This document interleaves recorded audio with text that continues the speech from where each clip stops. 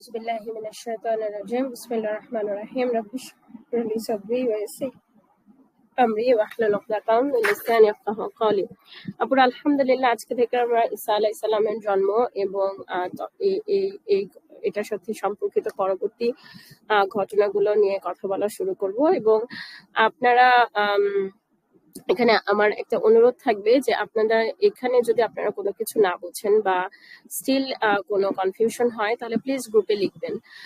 কারণ আমি বইটার ব্যাপারে একাধিক এরকম ফিডব্যাক পেয়েছি যে এই জায়গাটায় এসে বইয়ের এই অংশে এসে দে লস্ট ট্র্যাক এবং এরপরে ওনারা আর কুল কিনারা পাচ্ছেন না এবং ওনারা বইটা এই জায়গায় এসে পড়া বন্ধ করে দিয়েছেন। তো যেহেতু আমি এখন মুখে বলছি জিনিসগুলো, সেটা আমি চেষ্টা করব যে আরেকটু গুছিয়ে এবং আরেকটু ব্যাখ্যা করে জিনিসটা বলার জন্য। আল্লাহ সুবহানাহু ওয়া তাআলা আমাকে যেন তৌফিক দেন। তো আমি আসলে বনি ইসরায়েল থেকে ইহুদি হয়ে যাওয়া এই টপিকের উপর আমি অনেকটা সময় ব্যয় করলাম। এখন আপনারা তাহলে একটু আশা করছি যে আপনারা সোশো ইকোনমিক সিচুয়েশন বা সোশো ইকোনমিক কনটেক্সটটা আপনারা বুঝতে পেরেছেন, যে যে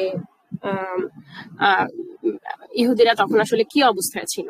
ফার্স্ট ওরা নিজেদেরকে বনে ইসরায়েল হিসেবে আর পরিচয় দিচ্ছিল না, ওরা ইহুদি হিসেবে পরিচয় দিতে বেশি স্বাচ্ছন্দ্য বোধ করতো। এবং তাহলে বনে ইসরায়েল নামের সাথে যে একটা স্পিরিচুয়াল বার্ডেন ছিল সেটাও যেহেতু এখন চলে গেল, তাহলে সেটার অবশ্যই একটা নেতিবাচক প্রভাব পড়েছিল ওদের লাইফ স্টাইল এবং এভরিথিং সবকিছুর উপরে। তখন ওরা দুর্নীতিতে আকণ্ঠ নিমজ্জিত ছিল এবং দুর্ভাগ্যজনক ভাবে মানে তখনকার যারা নলেজেবল ছিল তারাই অনেক ভয়ঙ্কর রকমের করাপ্ট ছিল। এমনকি তারা মসজিদুল আকসাতে সুদের কারবার শুরু করেছিল। এবং ঈসা আলাইহিস সালামকে ওরা যে সহ্য করতে পারতেছিল না, তার একটা রিজন ছিল হচ্ছে যে মানে ঈসা আলাইহিস সালাম এসে এই মানে সমাজের নেতৃস্থানীয় যাদের দুর্নীতি এবং যাদের পাপাচারের বিরুদ্ধে আসলে বলার কেউ ছিল না, ঈসা আলাইহিস সালাম স্টার্টেড টু মানে রেইজ ভয়েস এগেইনস্ট দেম। তো সেটা হচ্ছে একটা ওদের একটা মানে গা জ্বলার একটা কারণ ছিল। তো এখন রাজনৈতিক ভাবে যদি বলি তাহলে মনে আছে যে আমরা বলেছিলাম যে পার্সিয়ানদের সহানুভূতি পাওয়াতে জুডা হচ্ছে পার্সিয়ানদের অঙ্গরাজ্য হিসেবে জেরুজালেম আবার প্রান্তরাঞ্চল শহরে পরিণত হয়েছিল। তো বাই দিস টাইম অফকোর্স সেটার 587 খ্রিস্ট প্রায় মানে 487 মতন সময়ের কথা হচ্ছে খ্রিস্টপূর্বে, যে ঈসা আলাইহিস সালাম আসার মোটামুটি 450 বছর আগে হচ্ছে জেরুজালেম আবার প্রান্তরাঞ্চল শহরে পরিণত হলো। বাই দিস 450 বছর অফকোর্স রাজনৈতিক পট পরিবর্তন হয়েছে। জুডা এখন আর পার্সিয়ানদের অঙ্গরাজ্য না, এখন তারা রোমানদের অঙ্গরাজ্যে পরিণত হয়েছে। সো এখন দুইটা সুপার পাওয়ার হচ্ছে মানে রোমানরা একটা সুপার পাওয়ার, রোমান এবং পার্সিয়ানরা। তো আমরা কিন্তু দেখবো যে ইনশাআল্লাহ নেক্সট 600 বছর পর্যন্ত এটাই ছিল। রাসূল সাল্লাল্লাহু আলাইহি সাল্লামের সময়ও রোমান এবং পার্সিয়ানরা ছিল হচ্ছে দুইটা বিগ সুপার পাওয়ার। তো এখন তো তখন জুডা হচ্ছে রোমানদের অঙ্গরাজ্য ছিল, রোমানদের অঙ্গরাজ্য ছিল। তো এই হচ্ছে অবস্থা। এখন অফকোর্স এট এনি টাইম কখনোই একটা সমাজে সবাই খারাপ হয় না, হ্যাঁ। তো এবং একটা জিনিস হচ্ছে যে আপনারা দেখবেন যে কোরআনে অনেক জায়গায় অনেকবার আল্লাহ সুবহানাহু ওয়া তাআলা বলছে যে হে বনি ইসরাইল মানে রিমেম্বার দ্য ব্লেসিংস, মানে আমি তোমাদের উপরে যে নিয়ামত গুলো দিয়েছি সেটা শুকর আদায় করো, সেটা কৃতজ্ঞতা আদায় করো। ওয়ান অফ দ্য ব্লেসিংস বনি ইসরাইলের উপর যেটা ছিল সেটা হচ্ছে যে no matter what they did, Allah subhanahu wa ta'ala keeps sending prophets for them, keep sending. তো এখন আমরা তাহলে দেখছি যে তাহলে ঈসা আলাইহিস সালামের জন্মের যে সময়টা, সেই সময়টাতেও একজন প্রফেট ওখানে ছিলেন এবং অবভিয়াসলি উনি হচ্ছে জাকারিয়া আলাইহিস সালাম। এখন জাকারিয়া আলাইহিস সালাম তো প্রফেট ছিলেন, আর ইমরান যার নামে হচ্ছে 3 নম্বর সূরা আলী ইমরান, উনি প্রফেট ছিলেন না, কিন্তু উনি একজন রাইটিয়াস স্লেভ ছিলেন। তো বেসিক্যালি জাকারিয়া আলাইহিস সালাম এবং ইমরান ওনারা দুইজন ভাইরা ছিলেন, যেটা আমাদেরকে বলে, বিকজ ইমরানের ওয়াইফ এবং জাকারিয়ার ওয়াইফ দুই বোন ছিলেন। জাকারিয়া আলাইহিস সালামের ওয়াইফ দুই বোন ছিলেন। এইটা আমরা জানি যে মারিয়ামের মা যে উনি হচ্ছে এই করেছেন, উনি হচ্ছে উনি হচ্ছে ই করেছিলেন, একজন সন্তান চেয়েছিলেন, অনেকদিন উনি নিঃসন্তান ছিলেন, উনি সন্তান চেয়েছিলেন এবং উনি মানত করেছিলেন যে যেই সন্তানটা আসবে তাকে উনি আল্লাহর রাস্তায় উৎসর্গ করবেন। তো ওনার আমরা যখন একটা দোয়া করি তখন তো আমাদের একটা ভিজুয়ালাইজেশন মাইন্ডে থাকে। তো ওনার ভিজুয়ালাইজেশনটা এরকম ছিল যে মসজিদুল আকসার খাদেম হবে বা সেটার জন্য নিবেদিত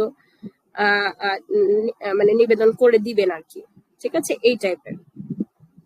আচ্ছা, তো এখন আপুরা আমরা আবার আমাদের আগের ফরম্যাটে চলে যাচ্ছি। আপনাদের যদি মনে থাকে আমরা কি করছি, আমরা ছোট ছোট ছোট ছোট কাহিনীতে ভাগ করতেছি কোরআনের এইগুলো স্টোরিজ গুলো, এবং আমরা সমস্ত আয়াতগুলো একসাথে করছি। তাহলে তাহলে মারিয়ামের যে জন্ম এবং বেড়ে ওঠা সেটার বাল্ক অফ ইট আমরা আসলে পাচ্ছি সূরা আল ইমরানের 35 নম্বর আয়াত থেকে, আলে ইমরানের 35 নম্বর আয়াত থেকে অনওয়ার্ডস। তাহলে এখন এইখান থেকে আমরা আবার সোশ্যাল সেটিংটাতে আমরা চলে যাব, কিন্তু সোশ্যাল সেটিংটাতে চলে যাব হচ্ছে কারণ এগেইন আমাদের উদ্দেশ্য হচ্ছে এই ঘটনাগুলোকে আত্মস্থ করা, ইন্টারনালাইজ করা। সো প্রচন্ড কারাপ্ট একটা সোসাইটির মধ্যে এনারা হচ্ছে কিছুটা গোবরে পদ্ম ফুল টাইপের।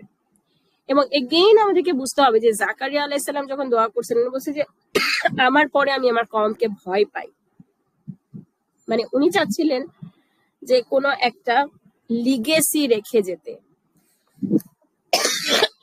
এবং তখন যে অবস্থা ছিল,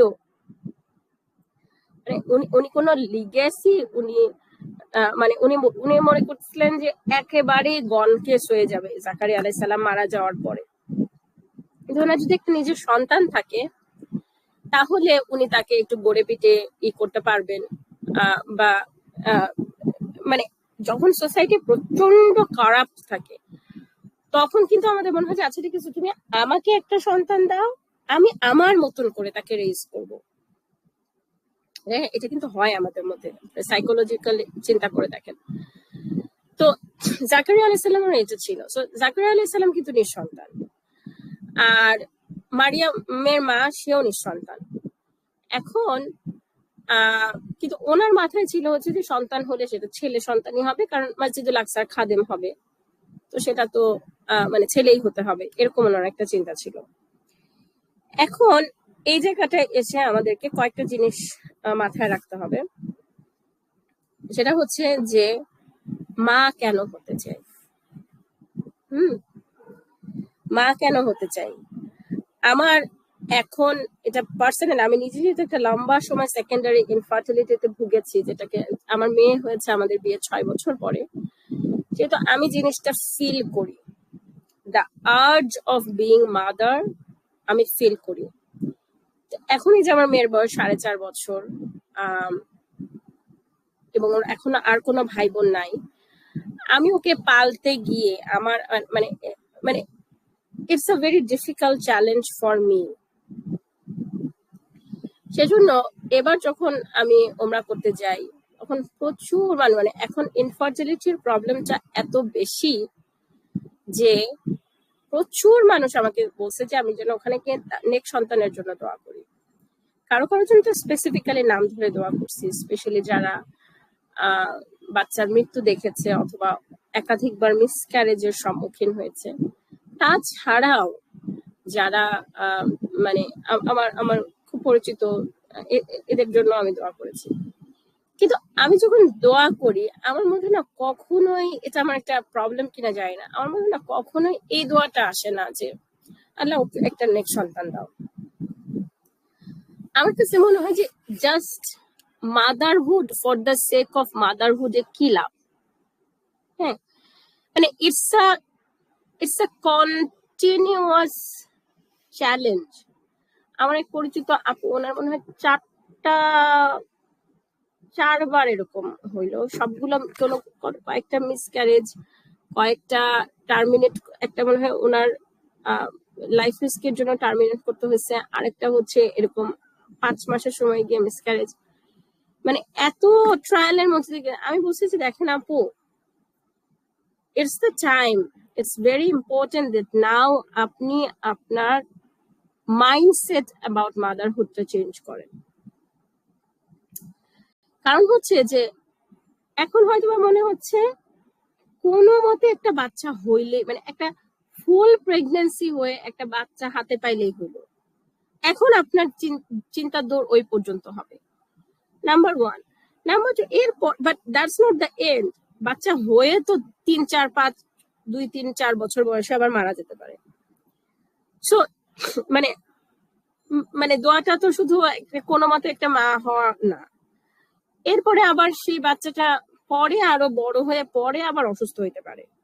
হ্যাঁ, মানে ধরেন মানে সে বাঁচলো কিন্তু এটা অসুস্থ বাচ্চা বা একটা কিছু প্রতিবন্ধী, মানে হোয়াট এভার, সব কিছু ঠিক আছে, বাট তাকে আমি পারতেছি না দিনের পথে রাখতে।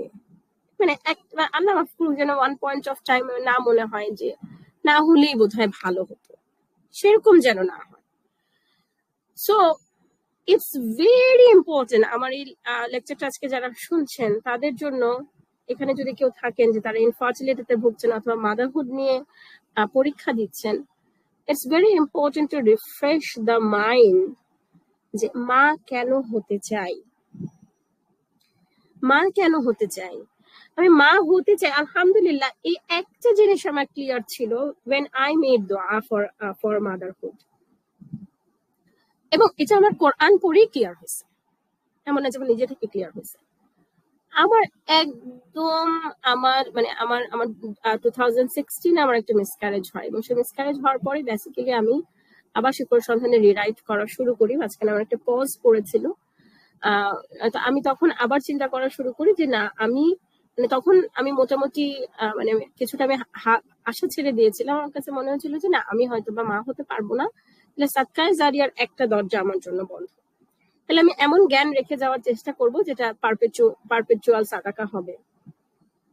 তো সেটার জন্য আমি তখন অনেক বেশি কনসেন্ট্রেট করি। কিন্তু তারপরে আমি যখন দোয়া করা শুরু করি, তখন আমার কাছে মনে হচ্ছে আল্লাহ, আমি সাদকায়ে জারিয়ার সবগুলোই চাই। আমি নেক্সট সন্তানের দোয়াও চাই, আমি এমন নলেজ রেখে যাব যেটা আমাকে পারপেচুয়াল বেনিফিট দেবে, আমি সবই চাই। ঠিক আছে, আমি সবই চাই।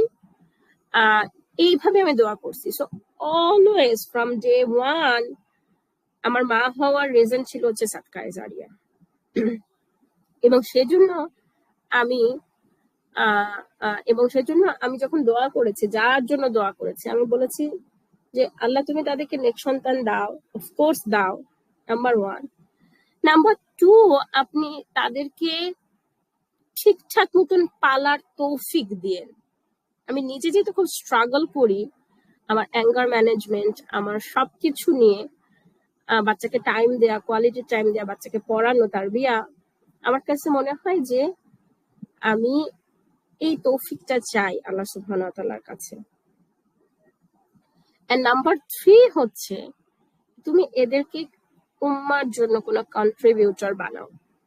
ঠিক আছে, সেটা এবং আমার জন্য তো আমি খুবই প্যাশনেট যে মসজিদুল আকসা পুনরুদ্ধারে এদের কোনো একটা অবদান যেন রাখে, নেক্সট জেনারেশন যেন এই ড্রিম নিয়ে তারা বড় হয়। এই ড্রিম নিয়ে তারা বড় হয়।